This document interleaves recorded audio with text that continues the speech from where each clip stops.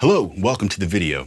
Over the years, I've received many comments from guys asking me to make a video about how to lock a Floyd Rose bridge into a fixed position so that it functions more like a fixed bridge.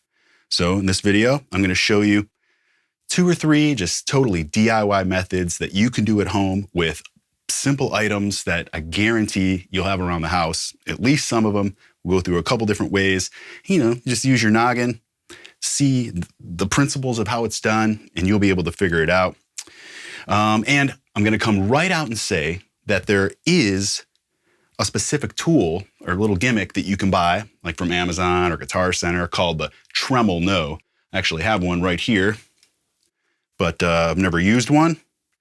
I've never installed this. It says easy to install using simple tools. No drilling, no routing. Lock down your tremolo with no modifications to the guitar. Works on most trems made since 1954. Locks and unlocks in 2 seconds. It even claims to increase sustain and give better tone. So again, just a disclaimer here. You don't have to go through any of this DIY method. You can just buy one of these. I'll link the Amazon link for you below because I just checked it out myself. I thought it was inexpensive, but it turns out they're like $65. So you could spend the $65 and install a tremolo on your guitar, and that's probably the most pro way to do it. But if you don't want to spend $65, if you want to spend zero, which is what we're going to do today, then you're in the right place. So let's get started. One more disclaimer. I haven't done this in about 25 years. When my band Chimera first started, we had Floyd Rose guitars, and we didn't use the whammy bar, and we wanted them to function more like a fixed bridge because a lot of you guys I know are in the same boat where you may have a Floyd Rose guitar. It's all you've got, but you don't care about the whammy bar. You don't care about dive bomb and stuff like that. And you want it to you don't want the trouble of maintaining a Floyd Rose. You want it to just act like a fixed bridge, which is way easier to tune, stays in tune better. Every time you change strings, you don't have to worry about refloating the bridge and all that kind of stuff. So I get it. I understand. So like I was saying, in Chimera, we used to do that back in the day. Then around our second album, Impossibility of Reason, I started doing a lot more soloing and realized that I wanted to do some whammy bar stuff. I wanted to do big dive bombs with harmonics and all sorts of stuff. And so I took all my blocks out and went back to a typical Floyd. And now that's the way I've done it. So I haven't done this in about 25 years. I may stumble through a couple things, but that's okay. It's part of the fun. We're going to do this together. We'll figure out the things and you'll see that in the end, it's going to work out just right. Let's get started. So the first thing I'll say is that I recommend starting with your guitar in tune. So I've tuned it up. I'm currently in drop C right now, my preferred tuning, but the tuning is completely irrelevant. It doesn't matter what you're in. Standard, D, G, A, tuning is completely irrelevant. Just make sure your guitar is in tune.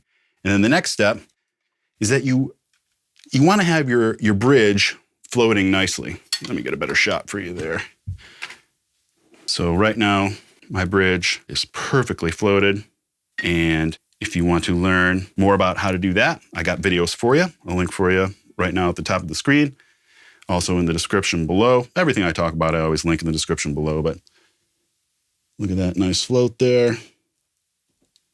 It's not really focusing that well, but I've taken the time to float that properly. At the same time, I'm not exactly sure that that's 100% necessary. It's just a good place to start. We'll flip this over. I've removed my back plate. I have 4 springs in here currently, but yours may look a little bit different. You may have 5 springs. You may have 3 in a V pattern. You may just have 2 in there. Again, irrelevant. We're eventually going to remove these springs. And the premise of this whole thing is, if you pull the bar back, your Floyd block here moves towards the trem claw or towards the neck. I'm pulling the bar back, up, increasing pitch on the strings, and the block is moving towards the neck.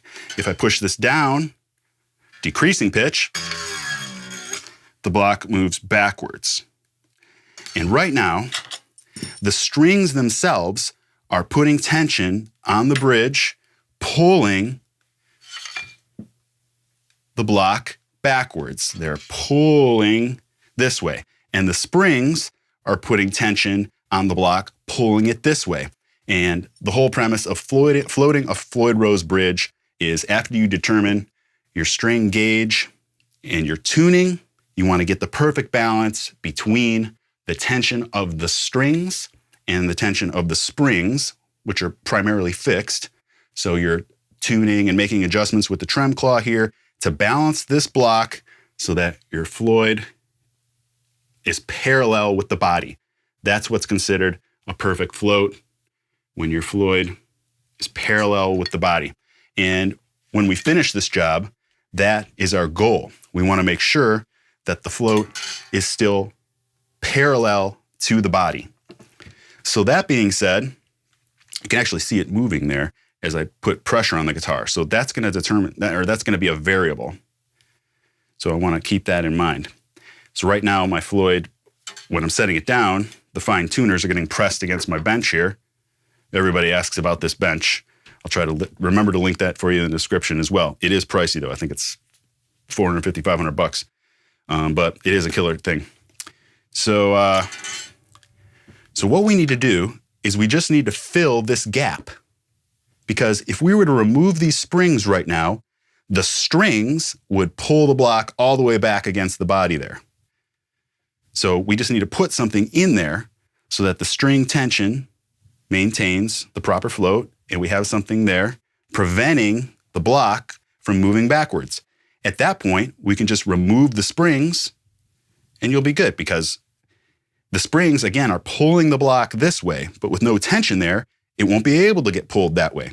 It's going to constantly want to be pulled backwards because the strings on the other side are pulling it back. So all we need to do is fill this gap with something rigid or solid. A few different things we can do. Back in the day, we'd put a pen in there. You know, you want to start, I found this old pen, which I'm going to use as an example in a little bit. So you just try finding some things around the house that can fit in there and almost fill the gap entirely. So when I put this in there, you see, there's not much room to move. So this happened to be a perfect pen, but we want to get it tight in there. What happens when I pull this up? Okay, yeah, that's nice. So then what we're going to do to fine tune it is just wrap it in electrical tape, but you can use any tape. I just have electrical tape here. I'm going to wrap it, but that allows you to really fine tune things. So let's say it goes in there and there's a little bit of movement. If I put a couple rolls of electrical tape around there, it increases the size of this, the diameter, and then it won't be as easy to put in there. If I put too much tape on there, I won't be able to push it in. Or if I jam it in, then it'll push that block forward and we won't have a perfect float on the other side. Again, perfect float is your bridge being parallel with the body. So that's why a thin tape, again, any tape, is perfect, because you can fine tune it. You start small, couple wraps, see what happens. Not enough, couple more. Want too much? Pull a little bit off. Easy as that. So I need that to fit in there horizontally like that, not vertically. So I'm going to have to cut that to size. We're going to do that in a little bit. You know, I tried some different things. I grabbed some other things. Okay, is a Sharpie? That would also work. I just have to cut this down. With a hacksaw, you know, pull the ink out or whatever. You know, if you have some pliers, you know, you pull that out, and then with a hacksaw, or I've even used wire cutters. And you just, you know, if you have a good set of wire cutters, I could clip that right now easily, and it'd be no problem. And I could just make it to the proper size, which would be about this long, you know, to just fit in there, and that'd be perfect. I tried this marker, too thick. That's not going to work. It doesn't go in there at all. You need something that can go in there, and ideally, you want it to go in as a little bit snug, or else you're going to have to use a lot of tape. You could just use a regular pen, but there's a lot of room there. See that? So you're going to be using a lot of tape. So I try to find something that's just about right. Another method, you could use a shim. If you have a shim around the house. So I could start with that end. I would use my saw, or in this case, it's very easy to cut a shim with wire cutters. So I would just cut that, and then I would turn the other side over, and I would figure out, I'd get rid of some of that, and I would just figure out what's right. That'd actually be pretty easy, but I'm not going to demonstrate with this because I just don't want to mess around with that. I will show you two other methods though. We're going to use the pen, and then we're going to use another method here. And actually, we're going to start with this just to see what happens, because I know everybody has coins around the house. And the coin thing is cool because, okay, let's just start with 4. Too much room. So let's go 6. These are quarters, American quarters. 6, pretty good. How about 7?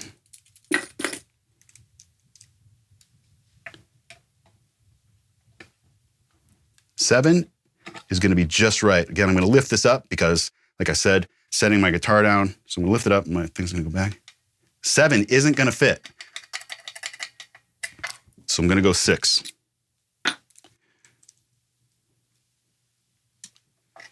Just about right. Fits in there, a little bit of room. So just going to try this.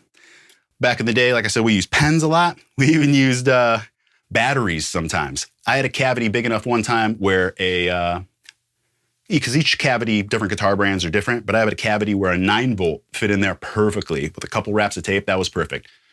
We used like a AAA battery. So that works, but now as I'm older and wiser, I don't recommend that because obviously a battery can corrode over time.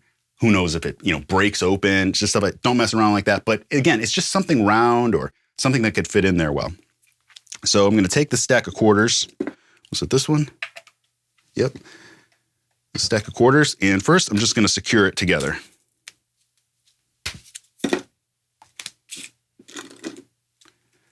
Try to get it nice.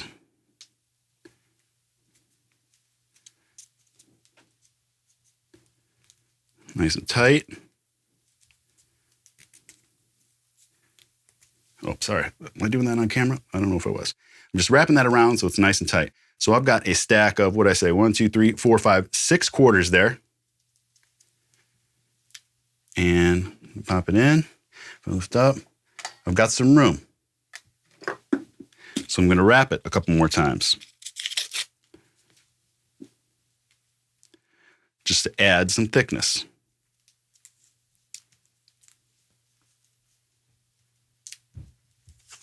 Again, if I go too much, I can remove some, or I can start over. Let's try that.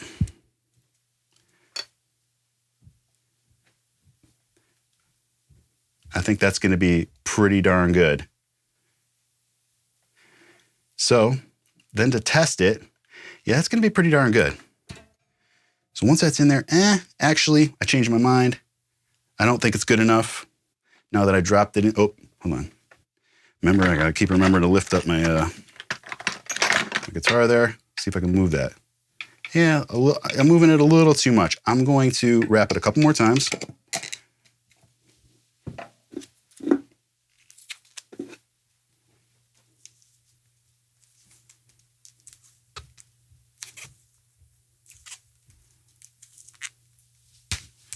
Okay. Yep, that's a little snugger, and especially when I lift up here, it's not moving around. That's good. Now, when I remove these springs, it's even going to secure it more. Oh, you saw it moving there. Yeah, oh, just because I set it down. All right, yep, that's good. I like that. So I'm going to pull a spring. Now, even when I set that down, it's not moving. Pull a spring. Excuse me.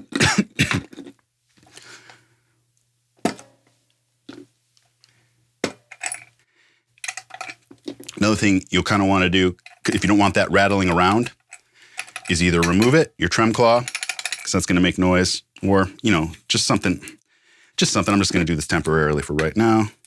I'm just going to tape that down. A few pieces of tape like that will do it. Now that doesn't move, you won't hear anything. Let's look at our float that's in there tight. This thing is not moving at all because that's in there tight. The tension of the strings on the other side is pulling the bridge. Oh, dude, that worked perfectly. I'm going to show you a closer example in a moment. The strings are pulling the bridge forward, which pulls the block back, and we have that gapped off there. And the float is 100% perfect. That was the perfect job. I got lucky there. That worked awesome. There's no way that that's going to come out of there. And if you are worried about that, drop a dollop of hot glue on each side. And I say hot glue because you can remove that if you want to. The other thing is if you do a more permanent solution, then you're stuck to that. You're pigeonholed to whatever you do. So I like to do it so that it's good for however long I need to do it, but I can reverse the process if I need to. And hot glue is something where you can easily peel and pick that away and get that out of there if you needed to, as opposed to something like super glue, which would be more difficult. Maybe you can even a few strips of tape across there.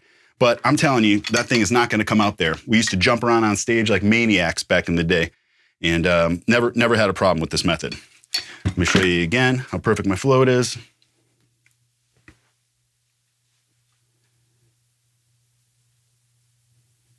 Absolutely dialed in. Sorry, my hand is shaking there. Let me get it better. That doesn't want to focus very well. You can't really tell. Come on, man. Focus. Pretty well. Why is my hand shaking? I'm not a handshaker guy. I don't know why. My hands are never shaky, but they are right now for some reason. So we got a good float.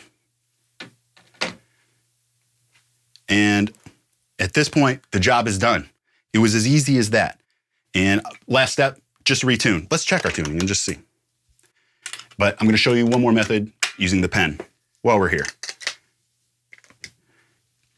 Hey, maybe you don't have coins around the house. Okay, so we're in B. So all I need to do now is unlock. And at this point, you never even need to lock your locking nut anymore. You could tune from the tuners. Or you could tune from the fine tuners.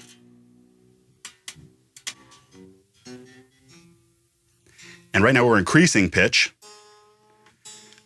which is securing that block of quarters even more. Perfect. Yep.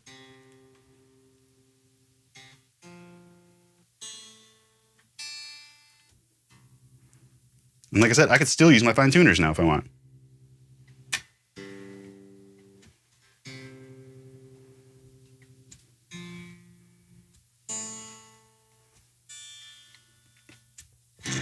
Perfect.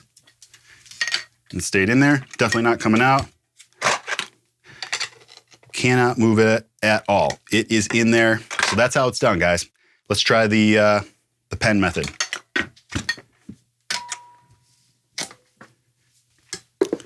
So I'm going to remove this tape. I'm going to put my springs back on, because if I were to try to pull that out right now, it would be very difficult because of all the tension. And then it would just jam all the way to the back. So I need to put these back on.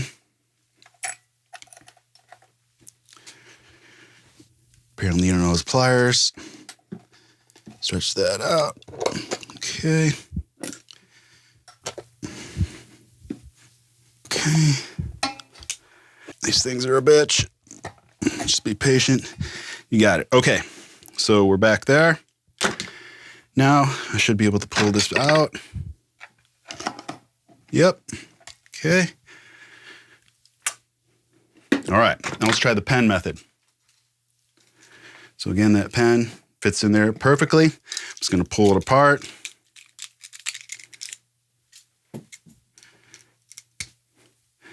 And I've got this cylinder, but it's a little too long. So like I said, I could try to clip it, but I worry that this plastic might crack. If you have a second one just like it, go ahead and try with wire cutters, which would be the easiest thing. And if it cracks, at least you have a backup then with your second pen, and you know you got to try something else. So what I'm going to do is I'm going to go hacksaw this really quick. First, I'm going to mark how long I want it to be with a piece of tape. Here's my marks. I got to go in the other room with my vise. I'm going to put this in a vise and just use a hacksaw. It'll just take a second. So we're going to want it about like that. All right. I will be back in a jiffy. What the heck? Figured I'd show you here. So I just put the pen into a vise. I'm going to take my hacksaw, line it up with my piece of tape. Okay, there we got it started.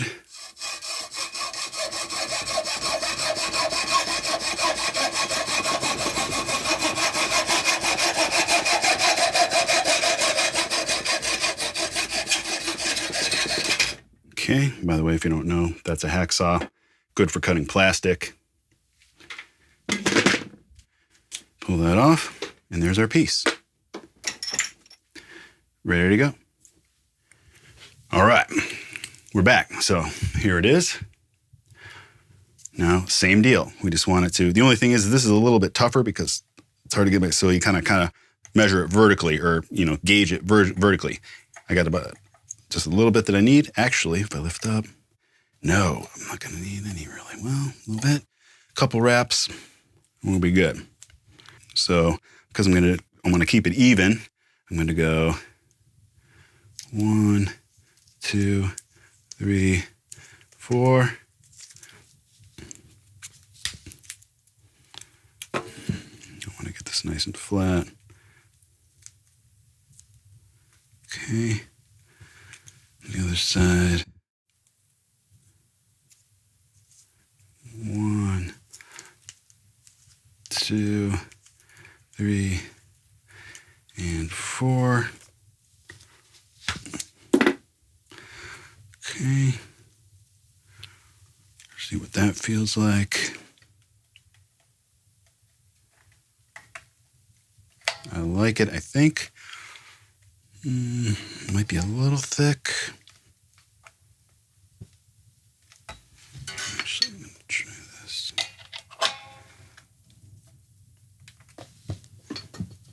I'm using my whammy bar to pull that up. Okay. So I'm using my whammy bar to pull a little bit forward, just kind of rested in position there. Now I'm going to maneuver it into place. I think maybe I went a little bit thick. No, it's still looking good. Let's pull these springs and see. Oh, so it just fell because I went like this and pulled the block forward. So somehow I need to think about, that's why I knew the quarter method was going to be the easiest. Okay, yeah, once I got that, now it fell down in there and it can move around. So it's going to need to stay towards the top. So I'm going to have to be careful about this with this method, but it's going to work. I've done this before.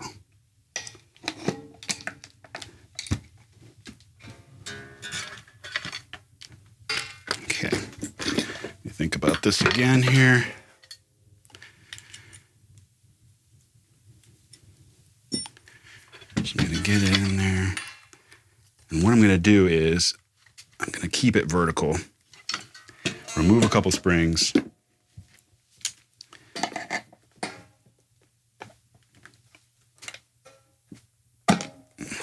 It just fell again.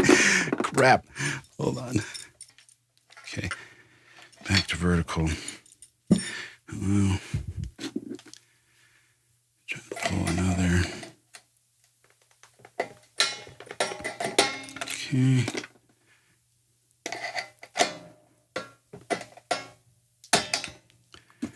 Okay.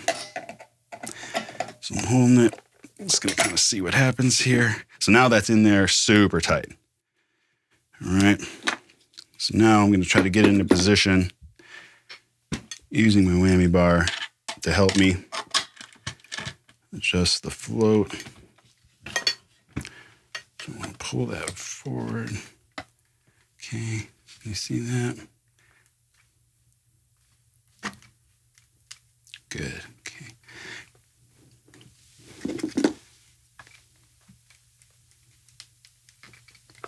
Just kind of get it in there. Perfect.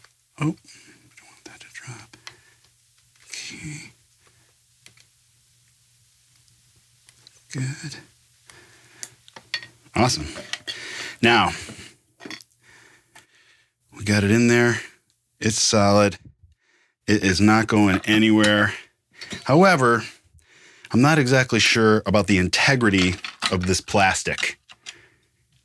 That plastic may crush, or it may not. I don't know.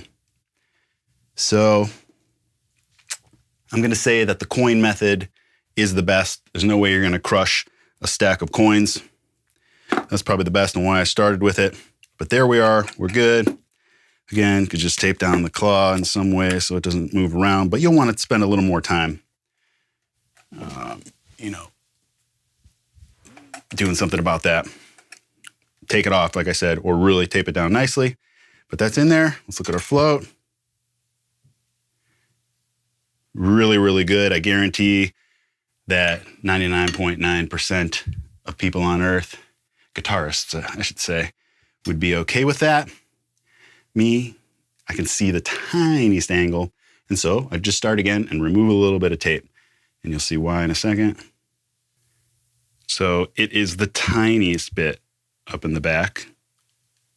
And so, because maybe that tape was a little bit too thick, that was obviously harder to work with. So you just start again. Do the process again. Either take all the tape off and just start with a little bit less. Remember, we went 4 times. That's why I counted as well. So now I know, okay, now maybe only 2 times is enough. Wraps around with the tape. Because remember, the tape is adding thickness.